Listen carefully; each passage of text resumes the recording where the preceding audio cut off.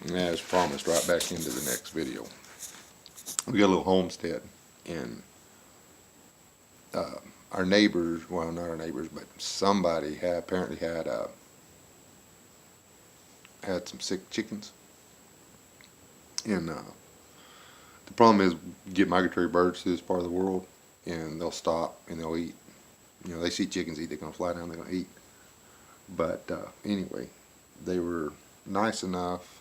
Those grackles, which is a testy animal, were nice enough to land in my chicken yard. And a little over 2 weeks later, this is what we're dealing with. This is, if you love baby chickens, don't look. Just turn away. See if I can get that. Oh, you see that? That's 3 weeks of hard work for us. There's just 3 of them. The mom went broody and hatched them out. She hatched out 4. 3 of them thrived. And now at 3 weeks, they're dropping like flies. We've got 70 something chickens on the place. And a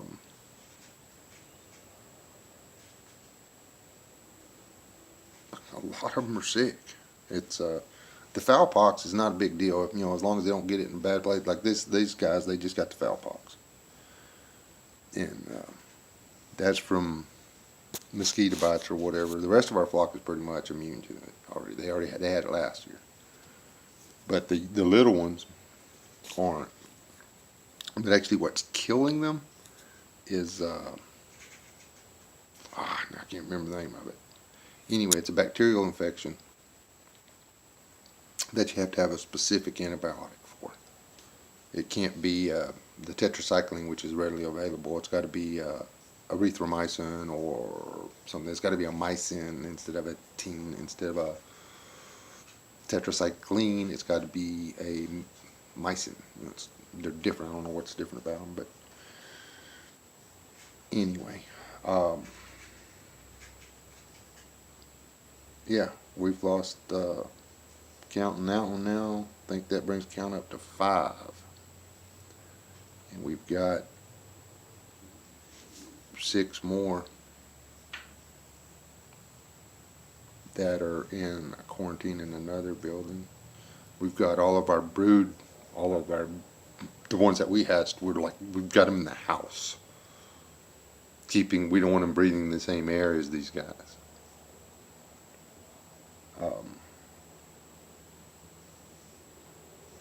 That one over there, that other little black one that you saw in there, that one ain't gonna make the day. Anyway, there's a lot more to raising chickens than you think. It's not just feeding them, water them, taking the eggs, making sure they got a place to live. There's so much. I got to do so much work now. I've got to go out there. We've already bleached the chicken house once, and we bleached this room. You've got to mist everything down with bleach every couple of days to disinfect it. Bleach the hen house. We bleach the chicken yard, because you've got to, it gets out of the bird into the ground, and then the next bird scratching around, pecking around, or whatever, gets into their nose and into their eyes, and then that's it. It gets nasty. But if we can get any of them to survive it, apparently they can build some kind of immunity or something. And we're going to hatch out all the eggs that we have now, that are in the house now. We're going to hatch and see how many of them come out, because if you hatch the eggs when there's an outbreak, then the chickens that are born have an immunity or something. Like I say, there's a lot that goes into this stuff.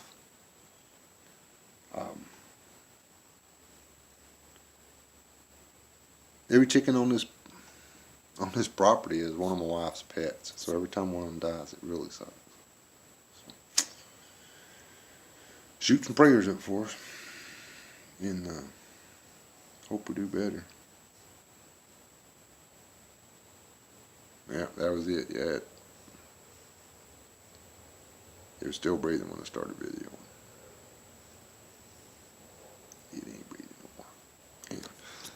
This video sucked. I'm sorry you watched it.